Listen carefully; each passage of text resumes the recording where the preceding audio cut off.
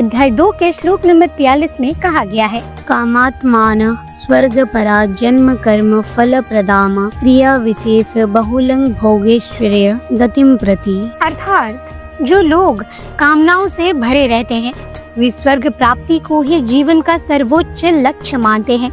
ऐसे लोग वेदों में वर्णित कर्म कांडों का पालन तो बहुत करते हैं, पर उनका उद्देश्य केवल सुख भोग और ऐश्वर्य पाना होता है।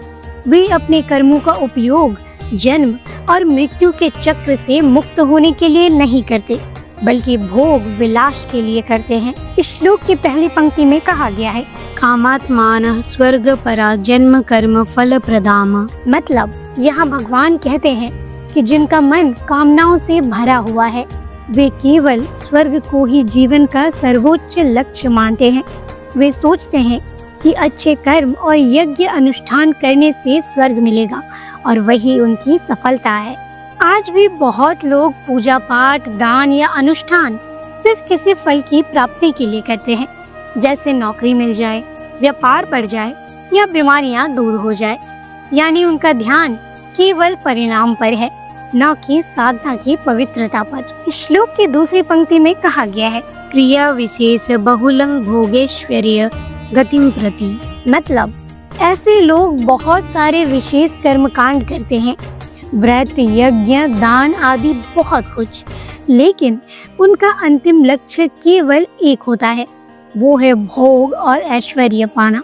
ठीक वैसे ही जैसे कुछ लोग धर्म और अध्यात्म का दिखावा तो बहुत करते हैं, बड़े बड़े अनुष्ठान करवाते हैं, चढ़ावे चढ़ाते हैं और आयोजन भी करते हैं, लेकिन असल में उनका उद्देश्य केवल समाज में प्रतिष्ठा पाना, सुख सुविधाएं जुटाना और अपने भोग को बढ़ाना होता है। वे असली आध्यात्मिकता और आत्मज्ञान से दूर रहते हैं।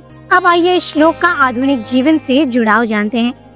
आज के समय में भी हम यही देखते हैं, बहुत से लोग धर्म या पूजा पाठ केवल दिखावे, धन या किसी मनोकामना की पूर्ति के लिए करते हैं। मंदिर जाना हो, दान देना हो या कोई धार्मिक अनुष्ठान करना हो, उसका मकसद अधिकतर ये होता है कि हमें भौतिक सुख जैसे नौकरी, प्रमोशन और अपनी सेहत या धन मिल जाए। इस तरह धर्म साधना साधन न होकर केवल एक सौदेबाजी जैसा बन जाता है।